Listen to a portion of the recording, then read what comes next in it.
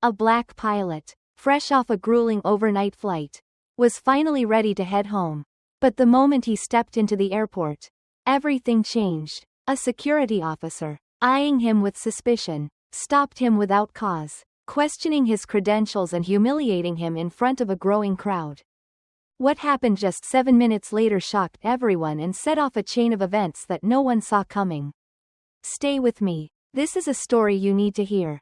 Before we dive in, comment below and let us know where you're watching from today.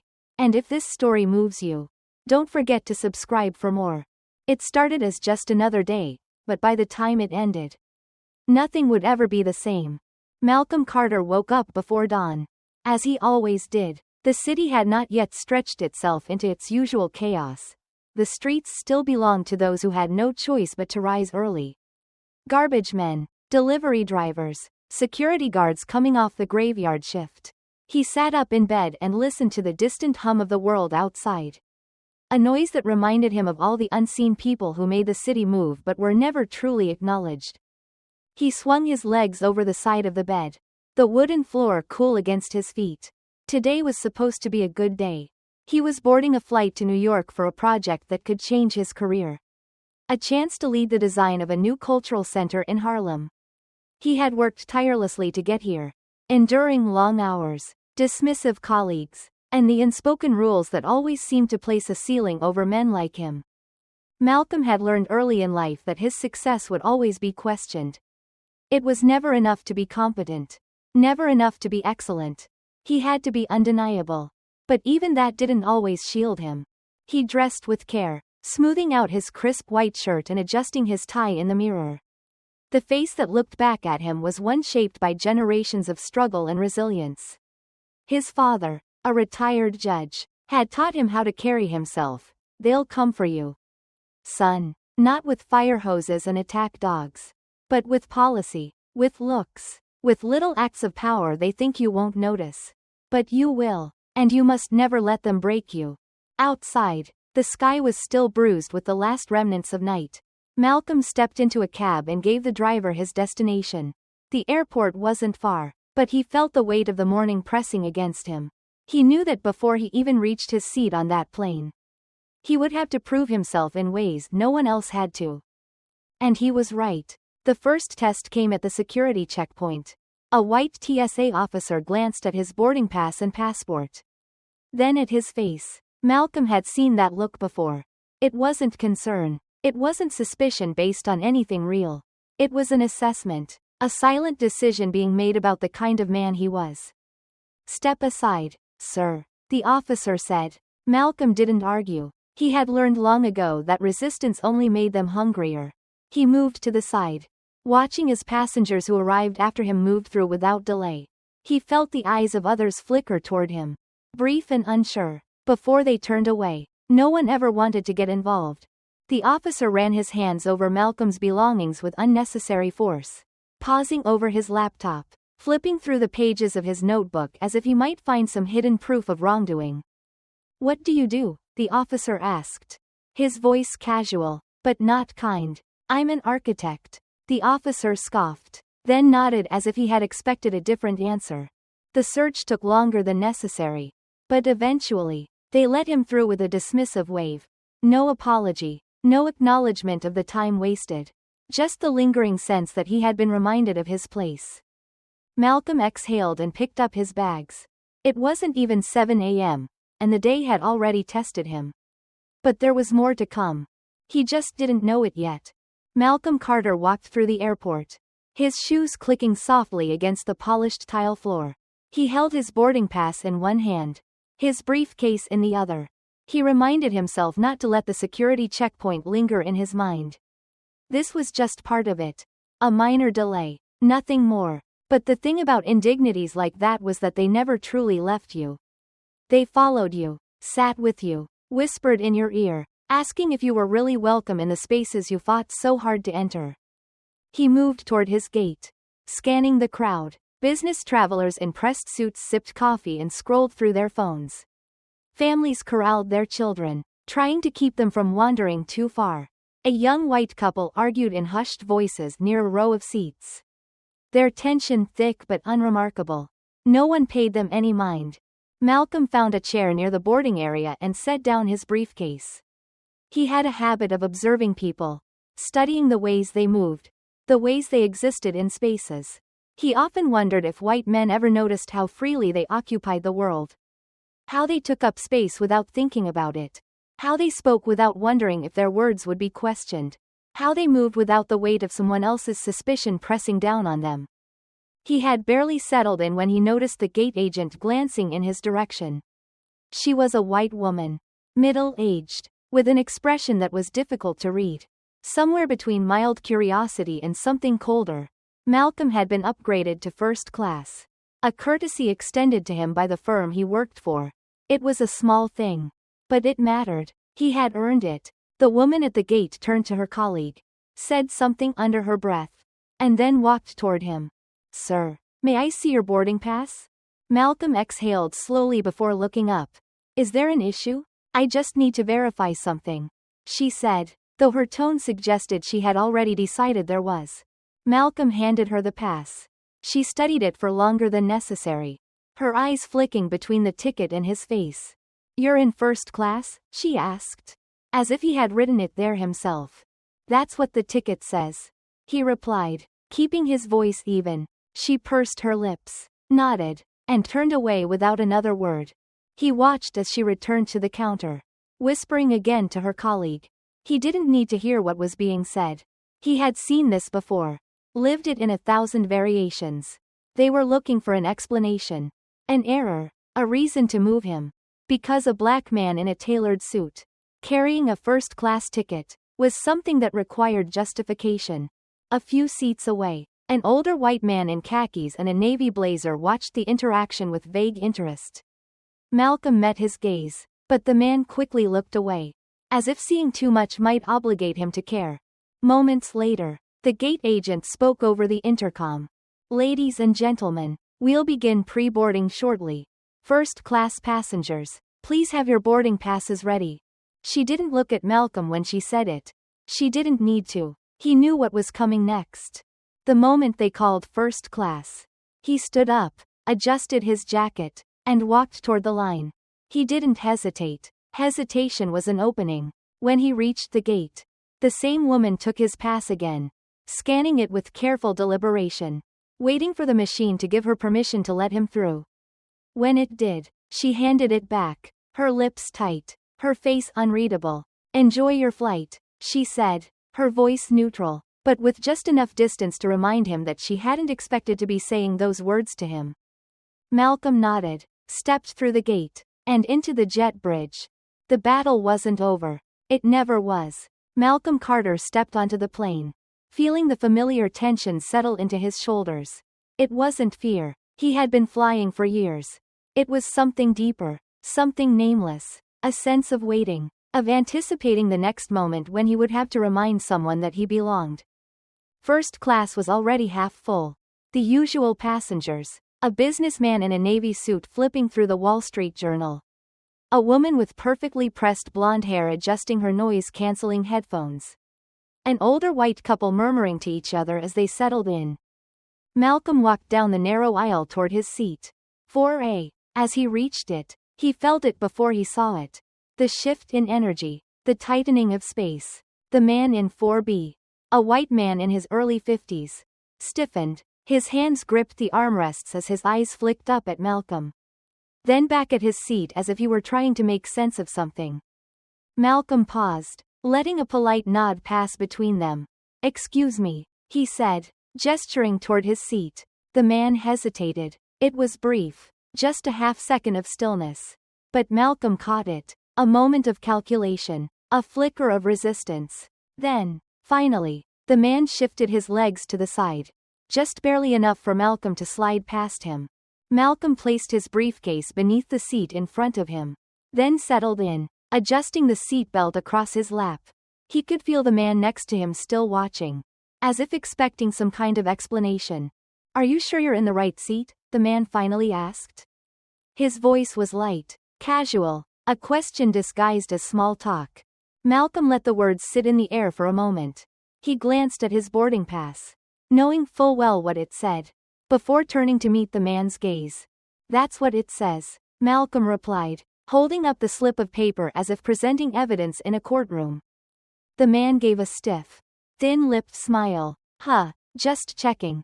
Malcolm turned away, staring out the window as the jet bridge disconnected from the plane. The flight attendants moved through the cabin, offering drinks. Malcolm declined. He wasn't thirsty. He was waiting. Because these things never end with one moment. They built. As the plane began taxiing down the runway, he could feel the man beside him shifting uncomfortably. A clearing of the throat. A glance toward the flight attendant. A glance back at Malcolm. And then, just as the wheels lifted from the ground, the man leaned in slightly and asked, "So, what do you do?" Malcolm exhaled softly, his eyes still fixed on the city shrinking below. "Here we go." The hum of the airplane filled the cabin. A steady, mechanical sound that should have been soothing. But Malcolm Carter had heard a different kind of hum his whole life. The low, ever-present drone of expectation. The unspoken demand that he justify his presence in spaces where people like him were rarely seen. Rarely welcomed. He turned his head slightly. Just enough to see the man beside him watching him with curiosity disguised as politeness. The man's expression was open. Friendly even. But Malcolm knew better. He knew that look. "So, what do you do?" There it was. The question. It was never just a question. It was an assessment. A way of sorting him. Of deciding whether he belonged here or whether he was merely a mistake. A clerical error that had somehow found its way into first class. Malcolm could have answered in a dozen different ways. He had learned, over time, to calibrate his response depending on the situation. If he said he was an investment banker, there would be nods of approval. If he said he was a lawyer, a knowing "ah" might follow. As if that explained how he had afforded his ticket. If he said he was a professor, there would be a flicker of surprise. A moment of recalibration. But today, Malcolm was tired. Tired of having to prove himself. Tired of shaping his identity for the comfort of others. So he told the truth. "I'm a writer." The man raised his eyebrows. "A writer?" "Yes." "What kind of writer?" Malcolm turned his gaze back to the window. "I will write about America." There was a pause. A hesitation. Then, a small chuckle. "Well, that's a broad topic." Malcolm let the words settle. He had been here before. This was the point where the conversation could go one of two ways. Either the man would shift the subject, make a joke, move on, or he would press forward. Step into the dangerous terrain of assumption. He chose the latter. "You mean politics?" the man asked. Malcolm didn't answer. He didn't need to. The man cleared his throat. "I mean, it must be an interesting time to write about race these days. So much division. You know?" There it was again. That hum. That subtle, coded language. Division. As if it had simply appeared out of nowhere. As if it had not been built. Brick by brick. Over centuries. As if Malcolm, and people like him, had not spent their lives navigating it. He could have let it go. He could have nodded, smiled, let the conversation drift into safe, shallow waters. But something inside him rebelled. "Yes," Malcolm said, turning to meet the man's gaze. "It is an interesting time. But you see, the thing about race in America is that it has never really changed. It has only learned how to dress differently." The man blinked, caught off guard. I suppose I see what you mean." Malcolm gave him a small, knowing smile. "I don't think you do." Silence settled between them. The hum of the airplane filled the space once more. But now it felt heavier. The man shifted in his seat. "Well, I just think things aren't as bad as people make them out to be." Malcolm let out a quiet breath, shaking his head just slightly. It always came to this. The need to convince themselves that things weren't as bad as they were. That people like Malcolm were exaggerating. That history was not as heavy as it felt on the shoulders of those forced to carry it. Malcolm leaned back in his seat, his eyes returning to the sky beyond the window. There was nothing left to say. Because no matter how many times he answered the question, it would always come again. "So, what do you do?" And beneath it, the real question. "So, why are you here?" The train was running late. Malcolm Carter stood on the platform, hands deep in the pockets of his coat, his breath curling into the cold night air. The station was half empty. The kind of quiet that made the city feel unfamiliar. As if the pulse of life had momentarily stilled. He was used to waiting. Waiting for the train. Waiting for people to see him as he was. Not as they imagined him to be. The fluorescent light overhead flickered. Humming like an old radio trying to find the right frequency. Malcolm glanced at his watch. He had been here for 20 minutes now. And the platform had emptied out except for one other person. A white woman standing a few feet away. She had noticed him. He could tell by the way her shoulders stiffened. The way her grip on her purse tightened just slightly. He knew that look. It was not new. It was the look of a woman who had already decided something about him before he had spoken a word. She shifted her weight, glancing toward the tracks, then back at Malcolm, her eyes flicking over him like an assessment. He was well dressed. Dark slacks, a pressed coat, leather shoes that still held a slight shine. But none of that mattered. He was still a black man standing alone in a nearly empty train station. And she was still afraid. A moment later, she pulled out her phone. Tapping the screen quickly, she didn't make a call. No messages, just tapping. Malcolm had seen this before. It was a performance, a signal, a quiet way of saying, I see you. I am aware of you. I have taken precautions. It was the modern version of clutching a purse in an elevator. Of crossing the street at night, of the subtle, silent ways people reminded him that he did not belong. The train's headlights appeared in the distance, cutting through the tunnel's darkness. The woman exhaled, as if she had been holding her breath the entire time. Malcolm smiled slightly. That was the thing about fear. It was never about logic. If she truly thought he was a danger, she wouldn't have just stood there, waiting. She would have moved, left the platform entirely. But she stayed. Because it was not real fear she felt. But the need to remind him that she had power in this situation. The power to suspect. The power to signal her discomfort. The power to make him feel like he had done something wrong simply by existing. The train screeched to a stop. The doors slid open. She stepped in first. Malcolm followed. But when he did, she moved to the farthest seat away from him. It was small. Insignificant. Really. But it was also everything. Because it was never just about the train. It was about all the rooms he had walked into. All the spaces where he had felt the same invisible force pushing him to the margins. The train rumbled forward, and the city blurred past the windows. Malcolm didn't need to look at her to know that she was still thinking about him. Still watching in some way. Still feeling the tension that she herself had created. And yet, she would leave this train and tell herself that racism was not as bad as people claimed. That the world had changed. That people like Malcolm were imagining things. He let out a quiet breath and closed his eyes. Because he knew that tomorrow, in another place, at another time, the same thing would happen again. And again. And again. Malcolm Carter had learned long ago that there were different kinds of violence. There was the obvious kind. The kind that made the news. That filled the streets with sirens and left the pavement stained. And then there was the quiet kind. The kind that settled into the air between people. Into the pauses in conversation. Into the way a cashier hesitated before handing back his change. Tonight, Malcolm was facing the second kind. It had started with something small. The restaurant wasn't full, but it wasn't empty either. He had chosen a corner seat by the window. The kind of spot where he could watch the city move without being too much in the way. But he had been sitting there for 20 minutes. And no one had come to take his order. The waitress, a young white woman, had passed by his table 3 times. Her eyes flicking toward him. Then away, each time with a practiced indifference. Malcolm had seen this before. The slow service. The forgotten orders. The quiet way black customers were made to wait just a little longer. Made to feel just a little less welcome. Across the room, a white couple had come in after him. Laughing, brushing off the cold as they settled into a booth. Within 2 minutes, the same waitress had arrived at their table. Pen poised, a bright smile on her face. Malcolm waited. And waited. He was patient. He always had been. He had been taught to be. But patience had a cost. Because it wasn't just about the food. It was about something deeper.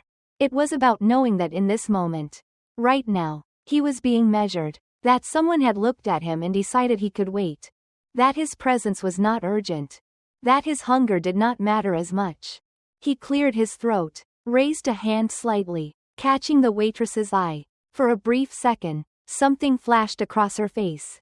Annoyance? Embarrassment? He wasn't sure. She walked over slowly, tucking a loose strand of hair behind her ear. Sorry about the wait, she said, her voice carefully polite. Malcolm glanced at the empty tables around him. He could ask her why. He could call her out, demanding an explanation. But what would be the point? She would stammer out another excuse. She would insist it wasn't personal, that it was just a mistake. And he would be expected to accept it. To nod, to smile, to let it go. He ordered his meal, and she scribbled it down, already turning away before he had finished speaking. When the food arrived, it was lukewarm. Malcolm sat there for a long time, staring at his plate, his appetite fading. There was no proof. There never was. But he knew. And the worst part was, so did she. He looked around the restaurant, at the other customers laughing, eating, existing without having to think about these things. He wondered what it would be like to sit in a place like this and just be. Not to calculate, not to measure, not to wonder if he was imagining things. Just to be. But that was not a luxury afforded to him. And so, he took a slow breath, picked up his fork, and ate. Because he had learned, long ago, that the real cost of silence was carrying these moments alone. There were rules in America.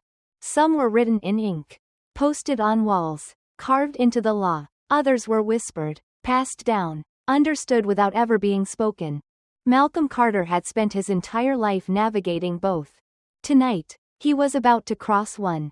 It was past midnight when he stepped out of the subway station and into the cold, empty streets. The air smelled like rain, and the city hummed with the quiet electricity of a place that never truly slept. He walked with purpose, hands in his pockets, shoulders squared. He had done nothing wrong. But he knew that wouldn't matter. Ahead, a row of brownstones stretched into the night, their windows glowing softly, warm with the kind of safety he had never truly known. This was not his neighborhood. It was a wealthy, white enclave. The kind of place where black faces were seen in doorways holding packages, behind counters taking orders, in uniforms cleaning floors, but never walking alone at this hour. He had barely made it halfway down the block when he heard it. Footsteps. Not hurried, not rushed, but deliberate, following. He slowed, just slightly. The sound slowed too. Then, a voice. Excuse me. Malcolm turned. The man standing before him was in his 40s. White, dressed in a navy blue sweater and khakis. His posture stiff with the kind of tension that had nothing to do with fear and everything to do with control. Malcolm had seen that stance before. He had felt its weight in 1,000 other moments. The man's gaze flicked over him, assessing. You live around here? A simple question. But not really. It wasn't a curiosity. It wasn't a concern. It was a demand for proof. Malcolm let the question settle in the air between them. He could feel the choice pressing against his ribs.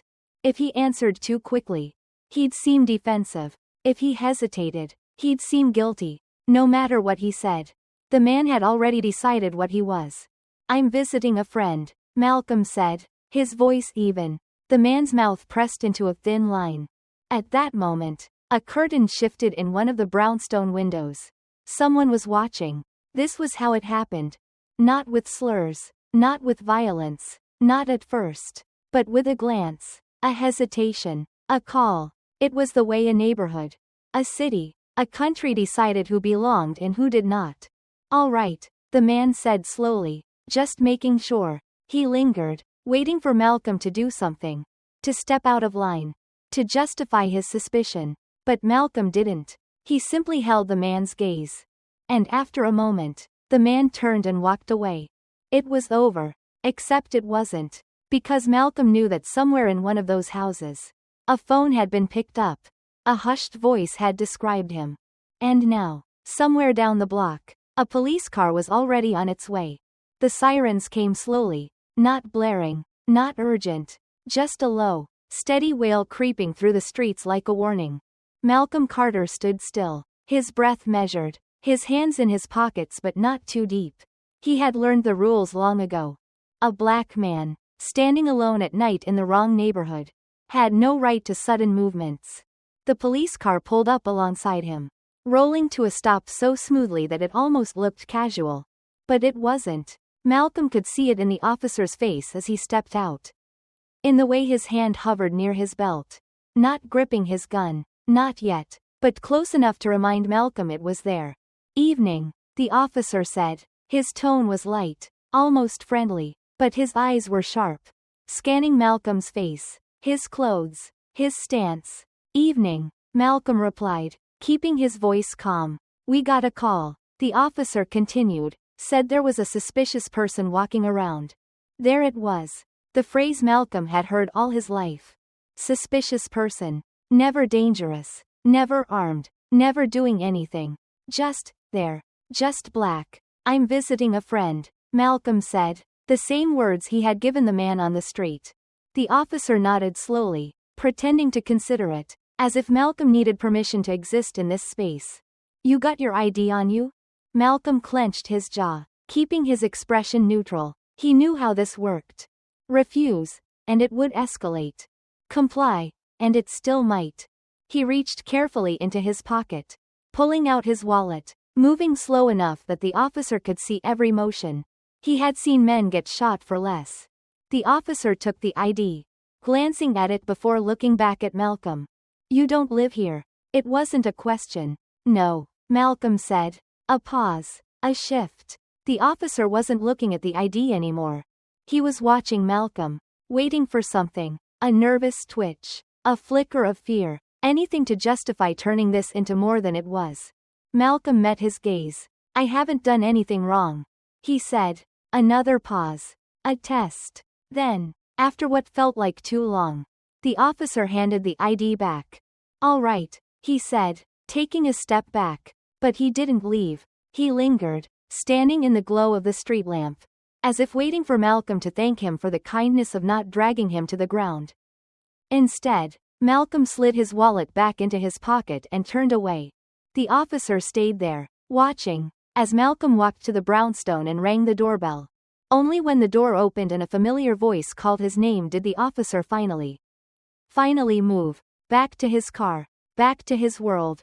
Back to the place where suspicion didn't follow him home. Malcolm stepped inside, the door shutting behind him, the weight of the night pressing against his ribs. He had done nothing wrong. But he had been lucky. And in this country, in this city, in this skin, luck was never something you could count on.